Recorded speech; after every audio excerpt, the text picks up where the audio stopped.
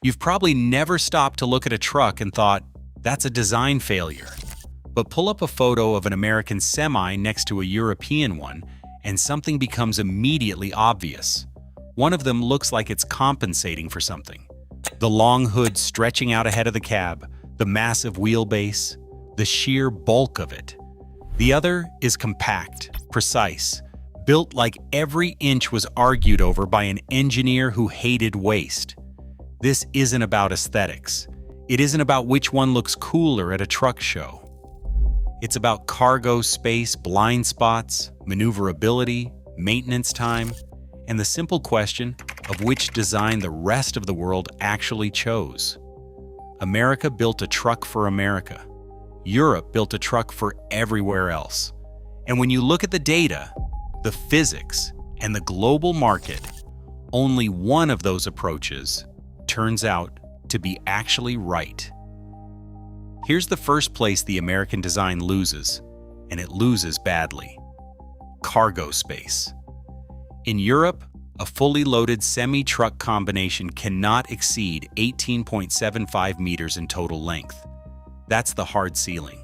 Every centimeter of that limit is a business decision. Every centimeter wasted on the vehicle itself is a centimeter that isn't carrying freight. Now look at a conventional American truck. The cab alone, that long-nosed engine compartment stretching out in front of the driver, can eat up nearly 6 meters before the trailer even starts. 6 meters of metal, engine, and hood that is moving down the highway without carrying a single box, pallet, or kilogram of cargo. The European cab-over solves this with brutal simplicity. Stack the cab above the engine, eliminate the nose, use that recovered space for what actually makes money: the load. At identical total vehicle lengths, a cab-over configuration delivers meaningfully more trailer space than a conventional long-nose design. That is not an opinion, it's geometry. And the economics follow directly. More cargo per trip means fewer trips to move the same volume of freight. Fewer trips means less fuel burned. Less fuel burned means lower operating costs per unit delivered.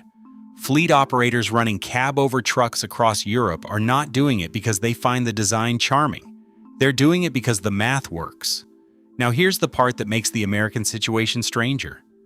The United States actually had federal length restrictions until 1986. And during that period, cab-over trucks were genuinely common on American highways for exactly this reason.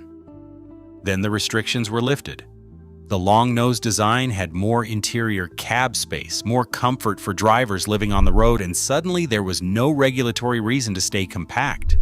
So the conventional truck came back and never left. The restriction disappeared, and the efficiency disappeared with it. Europe kept the limit. Europe kept the efficiency. One design decision made 40 years ago is still costing American freight operators cargo space on every single run. But the cargo space problem is not the most dangerous consequence of that choice. There is a zone in front of every American long-nose truck where a person can be standing and the driver cannot see them. Not because the driver is distracted, not because they aren't paying attention, because there is 6 feet of hood between their eyes and the road directly ahead. That zone kills people. Blind spots in conventional long-nose trucks are a documented safety problem, particularly in urban environments. Pedestrians, cyclists, children near crossings. The driver is sitting far back behind a wall of engine compartment, elevated above the road, with A-pillars thick enough to obscure an entire vehicle in an adjacent lane. The geometry of the design creates the problem. No amount of driver training fully eliminates it. The cab-over fixes this at the architectural level. When the cab sits directly above the front axle, the driver's eyes are as close to the front of the vehicle as physically possible. The view downward and forward is nearly unobstructed. What was a dangerous blind zone in front of the truck essentially disappears. This matters in a parking lot. It matters at a pedestrian crossing. It matters pulling into a loading dock in a city center where a cyclist might be filtering through traffic on the left. In every one of those situations, the cab-over driver has information the long-nosed driver simply does not have. Europe didn't choose the cab-over design purely for length regulations. Safety was part of the calculation. Dense urban environments, narrow medieval street grids, heavy pedestrian and cycling traffic. A design that reduces blind spots wasn't a nice feature, it was a requirement. The United States, with its wider roads and more highway-centric trucking culture, absorbed the blind spot problem rather than solving it. Mirrors got bigger, cameras got added, sensors were developed. All of them are engineering patches on a visibility problem that the cab-over design never had in the first place. Solving a problem you engineered into your own vehicle is not progress. It's expensive maintenance of a mistake. And speaking of maintenance, that's where the gap gets even wider. Pull up next to a cab-over truck at a service depot and watch what happens when it needs engine work. The entire cab tilts forward on a hinge, rotating up and away from the chassis, and suddenly, the complete engine is sitting there in open air, accessible from every angle. No panels to remove, no confined spaces to reach into, no contortions required. A mechanic can walk up to it and start working.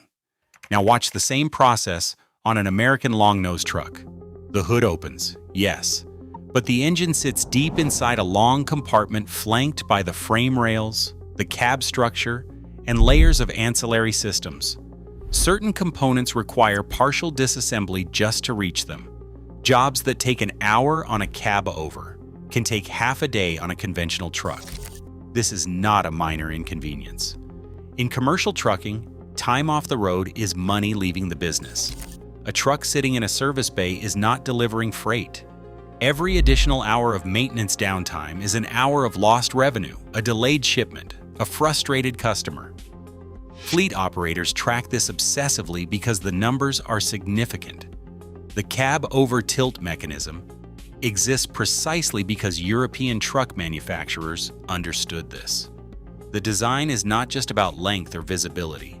It is about what happens over hundreds of thousands of kilometers of operation, when engines need servicing, when components fail, when a vehicle needs to get back on the road as fast as possible. Independent owner-operators feel this even more directly. A driver who owns their truck and handles their own maintenance knows immediately which design respects their time and which one doesn't. Simpler access means faster diagnostics, faster repairs, and more kilometers driven per year with the same vehicle. Long-nosed defenders sometimes argue the design provides more space for larger engines. That's true, but a larger engine you can't efficiently service is not an advantage. It's a liability hiding under a hood. The cab-over was engineered for the full life cycle of the vehicle, not just the first miles out of the factory. And the rest of the world noticed. Here is the simplest argument in this entire conversation. Look at a map of where cab-over trucks dominate the market. Europe, Japan, China, South Korea, India, Southeast Asia, Australia, Brazil, most of Africa, most of the Middle East. Now look at where the long-nosed conventional truck dominates. The United States, Canada, and to a lesser extent, Mexico. That's it. That's the list. When a design choice is made independently by engineers and fleet operators across dozens of countries, across wildly different road systems, regulatory environments, and economic conditions, and they all arrive at the same answer, that answer is not a coincidence. It is a signal. The global freight industry, operating under real-world constraints and real financial pressure, looked at both designs and made a choice. And it chose the cab-over by an overwhelming margin. Ask a logistics company in Japan why they run cab-overs. They'll talk about urban density and tight delivery routes. Ask one in Brazil. They'll talk about road conditions and maneuverability. Ask one in Australia, running long, empty highways, not entirely unlike American interstates. They'll still choose the cab-over. The argument that long-nosed trucks are better for long, straight roads doesn't even hold up in the one context where it should be strongest. America's attachment to the conventional long-nose design is, at this point, more cultural than technical. It is the cowboy aesthetic of the open road. The chrome grille, the growling engine out front. It looks powerful. It photographs well. It has been in every trucker film since the 1970s. That is a legitimate cultural identity. It is not a legitimate engineering argument. The market is the most honest judge of any design. Not marketing departments, not national pride, not nostalgia. The market. And the global freight market has been voting consistently for decades, with billions of dollars of purchasing decisions in favor of one design over the other. America didn't lose this argument recently. It just hasn't been paying attention to the score. Now let's be honest about what the American truck does well, because this argument only holds up if it's made fairly. The long-nose conventional truck offers genuine living space. The sleeper cab behind a full-size hood can be surprisingly close to a small apartment. A real bed, a refrigerator, storage, sometimes a television.